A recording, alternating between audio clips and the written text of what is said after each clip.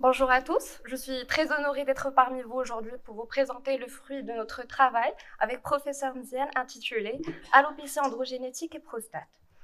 Donc, je pense ne plus avoir besoin de reprendre la définition de l'AAG, mais j'aimerais souligner le fait que cette affection de prime abord dermatologique peut s'associer à plusieurs autres pathologies qui peuvent s'inscrire dans le cadre du syndrome métabolique, tels que l'HTA, la dyslipidémie, l'obésité abdominale et la résistance à l'insuline. Donc, petit mot sur l'hypertrophie bénigne de la prostate, qui est l'une des affections bénignes les plus fréquentes chez les hommes de plus de 70 ans. Pourquoi vous parlez de prostate dans un congrès de capillaires? Eh bien, tout simplement parce que l'AHG et l'HBP partagent une pathogénie commune. Donc, nous avons mené une étude dont les objectifs étaient de voir si la prévalence de l'AHG diffère-t-elle entre les patients atteints d'HBP et ceux qui ne le sont pas. Existe-t-il une différence de volume prostatique entre les patients atteints d'AHG et ceux qui ne le sont pas? Les patients présentant une AHG sont-ils prédisposés à un développement précoce de l'HPP? Et enfin, la sévérité de l'AHG est-elle corrélée au volume prostatique? Pour cela, nous avons réalisé une étude transversale prospective sur une période de 12 mois, de mars 2022 à mars 2023.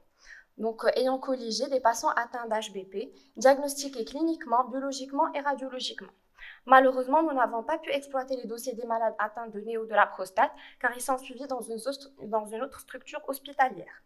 Donc, pour ces patients, nous avons apprécié les antécédents personnels et familiaux, réalisé un examen clinique complet avec une batterie d'examens paracliniques.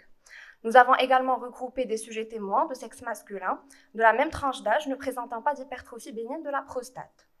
Autant que dermatologue, nous avons évalué les stades de l'AHG selon la classification de Norwood-Hamilton, l'état du cuir chevelu cliniquement et à la dermoscopie. Enfin, nous avons exclu tous les patients qui ont été traités par finastéride, dutastéride oraux ou minoxidil topique au cours des 6 derniers mois. Donc, nous avons colligé 115 patients, dont 60% présentaient une AHG et 55% souffraient d'une HBP. L'âge moyen des patients présentant uniquement une AHG était de 40 ans. Celui des patients présentant uniquement une HBP de 67 ans, tandis que les patients présentant à la fois une AHG et une HBP avaient un âge médian de 64 ans, soit 3 ans de différence. Comme nous l'avons souligné au début, donc l'alopécie androgénétique s'associe à certaines comorbidités qui étaient dans notre étude représentées principalement par les antécédents familiaux d'AHG, le tabagisme, mais surtout l'hypertension artérielle, le diabète, l'obésité abdominale et la dyslipidémie.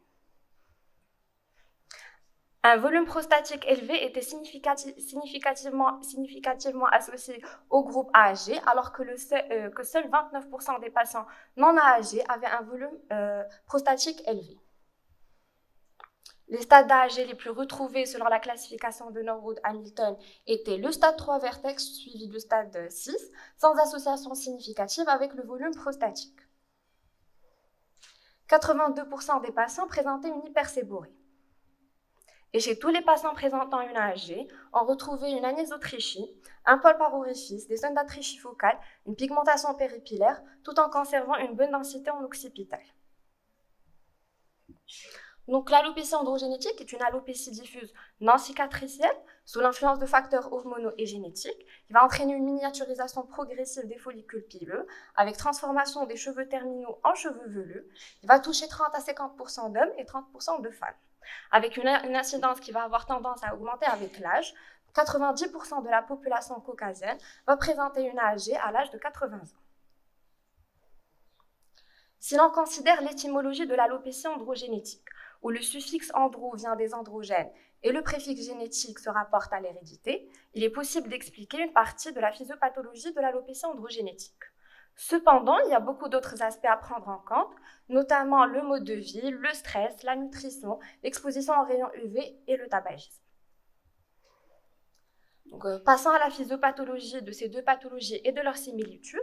Donc, l'enzyme clé, c'est la 5-alpha-réductase, qui va transformer la testostérone en dihydrotestostérone, qui a une grande affinité pour les récepteurs des androgènes qui se trouvent au niveau des papilles dermiques, ce qui va entraîner une sécrétion de cytokines, avec une fin prématurée de la phase anagène, donc un raccourcissement du cycle pilaire, et un amincissement progressif de la tige pilaire des poils terminaux, surtout au niveau de la zone du vertex, en frontal et en temporal.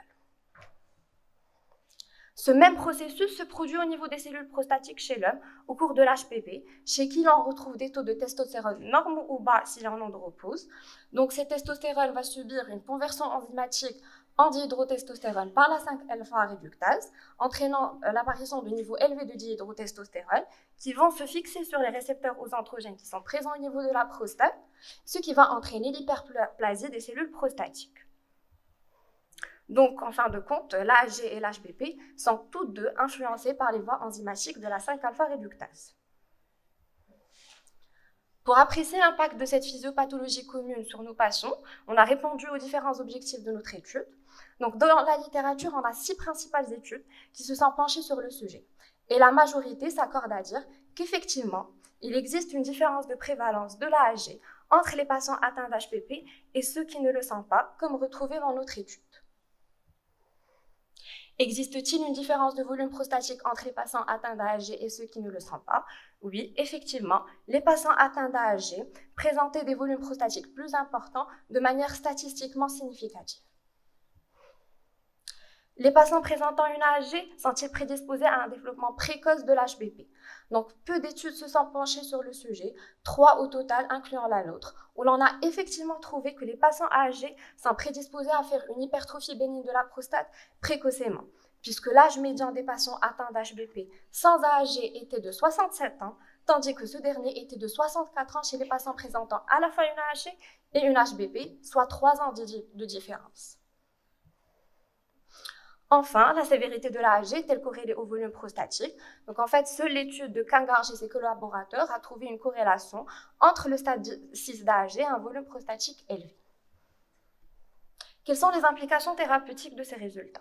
Donc comme on le sait tous, le meilleur moyen d'empêcher le processus de transformation de la testostérone en dihydrotestostérone, c'est d'agir sur ces 5-alpha réductases. Et 2 molécules phares sont connues pour cette action, le finastéride et le dutastéride. Pour mieux comprendre leur action, il faut mieux connaître cette 5-alpha réductase, qui est une enzyme présente dans le corps humain sous 2 formes. Donc, on a la 5-alpha réductase de type 1, qui est présente au niveau des glandes sébacées et du foie, et la 5-alpha réductase de type 2, qui est présente au niveau des follicules pileux du cuir chevelu, la barbe, le foie et la prostate. Le finastéride a uniquement une affinité pour le type 2, tandis que le dutastéride agit sur les 2 formes. Le finastéride inhibe uniquement la 5-alpha réductase de type 1, comme on l'a dit, avec une demi-vie de 20 heures.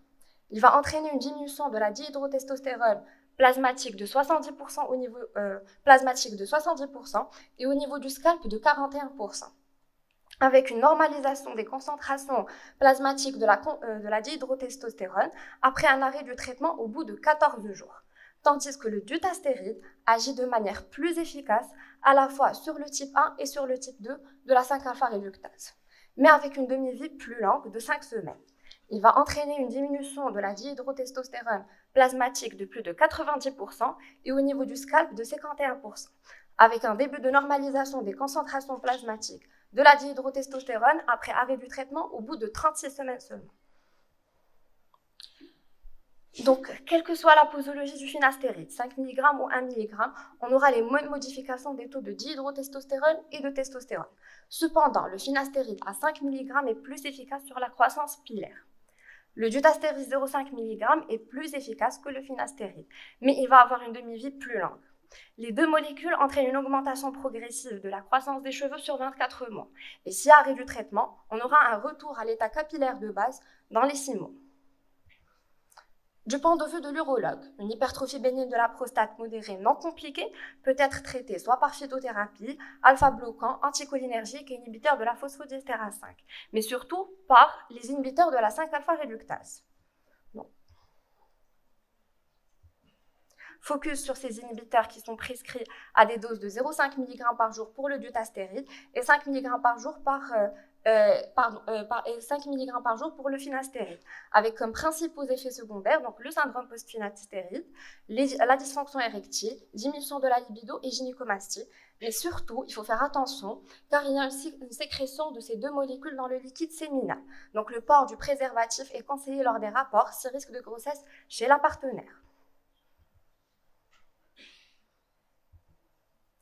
Ces résultats suggèrent que dans notre pratique courante, chez les patients souffrant d'alopécie androgénétique, notre anamnèse devrait inclure des questions visant à évaluer les symptômes urinaires obstructifs et irritatifs, suivis d'un examen physique approprié et de la détermination des taux de PSA. Les limites de notre étude étaient tout d'abord, on avait un biais de sélection.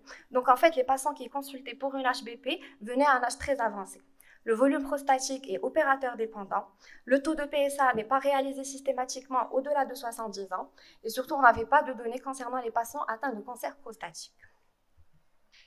Dans notre étude, nous avons observé une association significative entre l'existence d'une alopécie androgénétique et la survenue d'une hypertrophie bénigne de la prostate. L'AAG a également été associé à un âge plus précoce de survenue de cet HPP.